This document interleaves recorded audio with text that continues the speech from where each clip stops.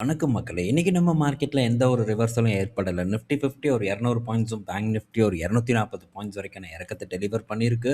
So, ஓவராலா இன்னைக்கு negative performance தான் நம்ம மார்க்கெட்ல. அது மட்டும் இல்ல, எஃப்ஐஐஸ் அண்ட் டிஐஎஸ் 2 பேருமே இன்னைக்கு நம்ம மார்க்கெட்ல நெட்டா வித்திருக்காங்க. எஃப்ஐஐஸ் வந்து ஒரு 2000 கோடிக்கும், டிஐஎஸ் ஒரு 1000 கோடிக்கும் வந்து வித்திருக்காங்க.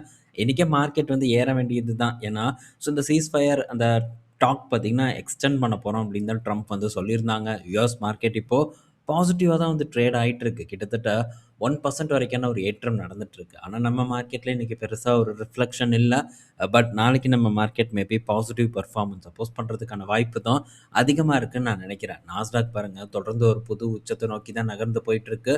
நல்ல ஒரு பெர்ஃபார்மன்ஸ் லாஸ்ட் டிப்ல இருந்து யுஎஸ் மார்க்கெட்ல ஏற்பட்டிருக்கு. நாளைக்கு நம்ம மார்க்கெட்டும் பாசிட்டிவா பெர்ஃபார்ம் பண்ணும்னு நான் நினைக்கிறேன். மேபி பெர்ஃபார்ம் பண்ணுச்சுன்னா கூட சேர்ந்து எஃப்எம்சிஜியும் ஒரு பெட்டர் பெர்ஃபார்மன்ஸ பண்ணணும்னு நான் எக்ஸ்பெக்ட் பண்றேன். ஸோ வெயிட் பண்ணி பார்ப்போம் என்ன நடக்குதுன்ட்டு. ஸோ அடுத்தது இந்த வீடியோல நம்ம பல பங்குகளோட ரிசல்ட் எல்லாம் நம்ம பார்க்க போறோம். ஒன்னொன்னு நம்ம பார்ப்போம். ஃபர்ஸ்ட்டு நம்ம பார்க்க போறது ட்ரெண்ட்டோட ரிசல்ட் வந்திருக்கு. ஸோ ட்ரெண்ட் பார்த்தீங்கன்னா, போனஸோட அறிவிப்பும் குடுத்துட்டாங்க. 2 ஷேர் வச்சிருந்தா 1 ஷேர் போனஸ் தர்றதா சொல்லியிருக்காங்க. ரூ. 6 டிவிடெண்ட் அனௌன்ஸ் பண்ணியிருக்காங்க. ரூ. 2500 கோடி ரைட்ஸ் இஷ்யூ அண்ட் மற்ற வழிகள்ல பணத்த ரைஸ் பண்ண போறதாவும் ட்ரெண்ட் கிட்ட இருந்து அப்டேட் வந்திருக்கு. ஸோ அது மட்டும் இல்ல. ஸோ ட்ரெண்ட் பார்த்தீங்கன்னா, இந்த காலாண்டு பெர்ஃபார்மன்ஸ் வந்து இயர் ஆன் இயர்ல பீட் பண்ணியிருக்கு. பட் போன காலாண்டு கூட கம்பேர் பண்ணும்போது ரிசல்ட் பார்த்தீங்கன்னா, கொஞ்சம் டிக்ளைன் தான் வந்து ஆயிருக்கு. ஸோ இன்னைக்கு டேல ஒரு 1% ஏறியிருக்கு. ஆனா, இந்த பெர்ஃபார்மன்ஸ் பத்தாது. ஸோ இது மேபி வந்து வரக்கூடிய நாட்கள்ல போட்டு எடுக்கலாம், கீழ தள்ளலாம் அப்படின்னு நான் எக்ஸ்பெக்ட் பண்றேன். ஸோ 510 கோடி போன காலாண்டுல ப்ராஃபிட்டா போஸ்ட் பண்ணியிருக்காங்க. இந்த காலாண்டுல 455 கோடியா இருக்கு. ஸோ பெர்ஃபார்மன்ஸ் பார்க்கும்போது டிக்ளைன் ஆயிருக்கு. வெயிட் பண்ணி பார்ப்போம். ஸோ இந்த ஓவர் வேல்யூட் ஸ்டாக் இன்னும் வந்து கரெக்ட் ஆகுதான்ட்டு. அதுபோக இந்த ட்ரெண்ட் பார்த்தீங்கன்னா, ஒரு 23 ஜூடியோ ஸ்டோர்ஸ வந்து ஓப்பன் பண்ணியிருக்காங்க. ஓவர்சீஸ் ஃபுல் நம்ம நாடு எல்லா பக்கமும் சேர்த்து 23, வெஸ்ட் சைடு ஸோ ஒரு 100 ஜூடியோஸ் கிட்ட வந்து ஓப்பன் பண்ணியிருக்கிறது தகவல் வந்திருக்கு. அது மட்டும் இல்ல, இந்த ஸ்டார் பஜார் அது ஒரு 12 ஸ்டோர் வந்து ஓப்பன் பண்ணியிருக்காங்க. அதே மாரி இந்த FY 26ல ஒரு 6 ஸ்டார் பஜார் ஸ்டோர்ஸ வந்து க்ளோஸ் பண்ணியிருக்கிறதாவும் தகவல் வந்து வந்திருக்கு. இது ட்ரெண்ட்டோட அப்டேட்டு. பட் நமக்கு இங்கெல்லாம் எந்த விதமான ஆப்பர்ச்சுனிட்டியும் இல்ல. பட் தொடர்ந்து வந்து நம்ம இத டிஸ்கஸ் பண்ணுவோம். இந்த மாரி முக்கியமான தகவல்கள் வரும்போது. அடுத்தது எவல்ஸோட ரிசல்ட் வந்திருக்கு. ஸோ எவல்ஸோட ரிசல்ட் இந்த காலாண்டுல ஒரு பெட்டர் பெர்ஃபார்மன்ஸா இருக்கு. ரூ. 6 டிவிடெண்ட் அனௌன்ஸ் பண்ணியிருக்காங்க. ரெவென்யூ பார்க்கும்போதும் நல்லாவே இந்த எவல்ஸ பொறுத்தவரைக்கும் வளர்ந்திருக்கு. அது மட்டும் இல்ல. ஸோ எவல்ஸோட முக்கியமான செக்மெண்ட் நல்லா பெர்ஃபார்ம் பண்ண செக்மெண்ட்டுன்னு பார்த்தா, ஒண்ணு வந்து கேபிள் செக்மெண்ட். அதுதான் அதிகமா ரெவென்யூ குடுக்கக்கூடிய செக்மெண்ட்டா எவல்ஸுக்கு இருக்கு. 2வது ஸ்விட்ச் கியர் செக்மெண்ட். அதுவும் பார்த்தீங்கன்னா, ஒரு நல்ல ஒரு குரோத்த வந்து சந்திச்சிருக்கு. ஸ்விட்ச் கியர் எல்லாம் ஒரு 30, 35% வரைக்கான குரோத்த சந்திச்சிருக்கு. ஸோ இந்த கேபிள் செக்மெண்ட்டும் ஒரு 14, 16% வரைக்கான ஒரு குரோத்த குடுத்திருக்கு. ஓவராலா இந்த 2 செக்மெண்ட் நல்லா பண்ணியிருக்கு. லாய்ட் அதுக்கப்புறம் மற்ற பிசினஸ் பார்க்கும்போது கொஞ்சம் டல் அடிச்சிருக்கு எவல்ஸ பொறுத்தவரைக்கும். அது மட்டும் இல்ல, அதர் இன்கம் பார்த்தீங்கன்னா, ஃபியூயல் பண்ணியிருக்கு. இந்த எவல்ஸோட இந்த காலாண்டு பெர்ஃபார்மன்ஸ் கொஞ்சம் பெட்டரா வந்து தெரியறதுக்கு ஒரு 310 கோடி அதர் இன்கமா வந்து இருக்கு. ஸோ ஓவராலா இவங்களுடைய ஆப்பரேட்டிங் ப்ராஃபிட் பார்க்கும்போது இயர் ஆன் இயர் வந்து டிக்ளைன் ஆயிருந்தாலும், ஸோ மற்ற காலாண்டுகள் கூட கம்பேர் பண்ணும்போது ஓரளவு பெட்டரான காலாண்டா தான் வந்து அமைஞ்சிருக்கு. ஸோ கேபிள் செக்மெண்ட் நல்லா பண்ணியிருக்கு. ஸோ பாலிகேப் கிட்டயும் நம்ம இத எதிர்பார்க்கலாம். அதே மாரி நம்ம ஃபினாலெக்ஸ் கேபிள் கிட்டயும் எதிர்பார்க்கலாம். இந்த கேபிள் செக்மெண்ட்ட பொறுத்தவரைக்கி மார்க்கெட் லீடரா இருக்கக்கூடியது பாலிகேப். இது ஒன்ஸ் வந்து நம்ம ஃபோக்கஸ் பண்ணது தான். ரிசல்ட் நல்லா வரும் அப்படின்னு நான் எக்ஸ்பெக்ட் பண்றேன். நல்லா வருதாங்கிறத வெயிட் பண்ணி வந்து பார்ப்போம். ஸோ ஃபினாலெக்ஸ் கேபிளும் நம்ம பொறுத்திருந்து வந்து பார்க்கணும். ஸோ ஃபினாலெக்ஸ் கேபிள் ஆல்மோஸ்ட் இப்போ 52 வீக் ஹைய நோக்கி வந்து போயிட்டு இருக்கிறத நம்மளால பார்க்க முடியுது. ஸோ ஃபர்தரா இந்த இடத்துல ஒரு நல்ல பெர்ஃபார்மன்ஸ் ஏற்படும் அப்படிங்கிற ஒரு நம்பிக்கை இருக்கு. ஸோ இந்த கேபிள் செக்மெண்ட்ட பொறுத்தவரைக்கி ஸோ இவங்க தான் கொஞ்சம் வந்து அட்ராக்டிவா வந்து இருக்காங்க. விரைவில் பார்ப்போம். ஸோ நல்ல ஒரு இடத்துக்கு போய் நமக்கு அள்ளி குடுக்குறானா அப்படின்ட்டு. ஸோ அடுத்தது பார்த்தீங்கன்னா, அமரராஜா பங்கு இன்னைக்கு டேல ஒரு நல்ல ஏற்றத்த வந்து குடுத்திருந்தது. ஸோ அது வேற எந்த ஒரு காரணமும் இல்ல. ஸோ அமரராஜாவோட இந்த இன்னைக்கு டேல ஒரு 16% ஏற்றத்துக்கான ரீசன் ஸோ அவங்களுடைய இந்த லித்தியம் பேட்டரி மேனுஃபேக்சரிங் தான். ஸோ இப்போ 2வது நம்ம நாட்டிலேயே 2வது நிறுவனம் இந்த பேட்டரிய வந்து மேனுஃபேக்சர் பண்ண போறாங்க. ஸோ நிறுவனம் யாரும் வந்து ரொம்ப யோசிக்க வேண்டாம். எல்லாத்துக்கும் ரொம்ப ரொம்ப ரொம்ப புடிச்ச நிறுவனமான ஓலா தான். ஸோ மேக்ஸிமம் யாருக்கும் இந்த பங்க பற்றி பிடிக்காது. ஸோ இன்னொரு ஆர்டிக்கிள் இந்த ஓலாவ பற்றியும் வந்து எழுதணும். அதே மாரி அமரராஜா பத்தி நான் எழுதணும்னு சொல்லிட்டு இருந்தேன். அதுக்குள்ள பார்த்தீங்கன்னா, பங்கு இந்த ஏற்றத்த குடுத்திருக்கு. பட் ஸ்டில் பார்த்தீங்கன்னா, நான் கொஞ்சம் தெளிவா தான் வந்து இருக்கேன். ஸோ இப்ப தான் இவங்க ஸ்கேல் அப் பண்ண போறாங்க. இன்னும் வந்து இவங்க ஒரு நல்ல ஒரு கெப்பாசிட்டி பேட்டரி மேனுஃபேக்சரிங் கெப்பாசிட்டிய உருவாக்குவதற்கு காலம் எடுத்துக்கும்னு நான் நினைக்கிறேன். இப்பவும் பார்த்தீங்கன்னா, ஓலாவ விட கம்மியான ஒரு ஒரு ஒரு ஆப்பரேஷன் கெப்பாசிட்டி தான் அமரராஜா வந்து வச்சிருக்காங்க. இப்ப இருக்கக்கூடிய சூழ்நிலையில.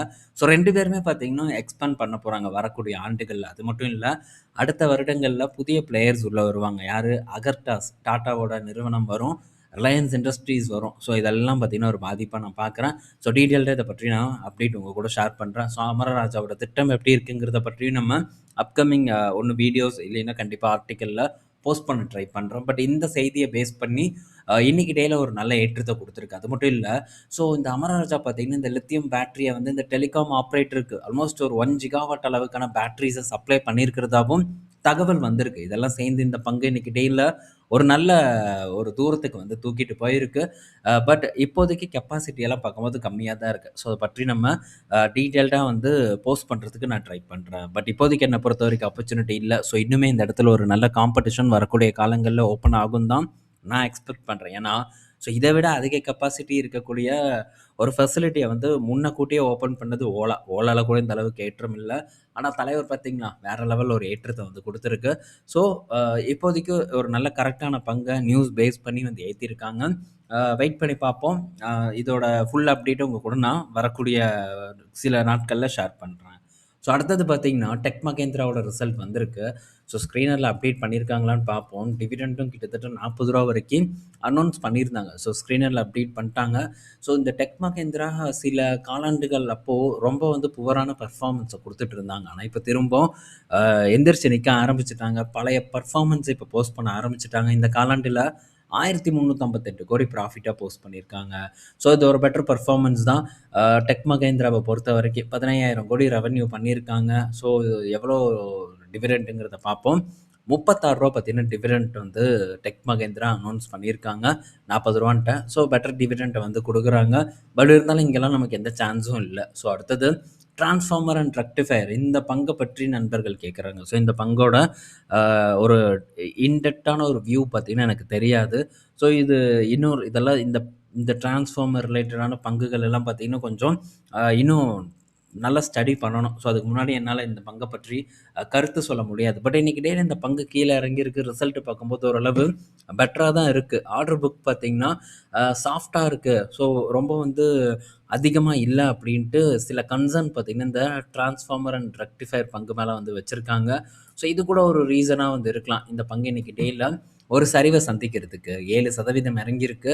ஸோ லாபம் பார்க்கும்போது இயர் ஆன் இயர்ல கொஞ்சம் டிக்ளைன் ஆயிருந்தாலும், ஒரு பெட்டர் பெர்ஃபார்மன்ஸ இந்த காலாண்டுல குடுத்துருக்காங்க.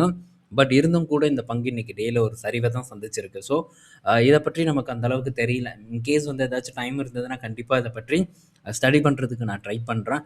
அப்ப நம்ம டிஸ்கஸ் பண்ணலாம். ஓகே. ஸோ அடுத்தது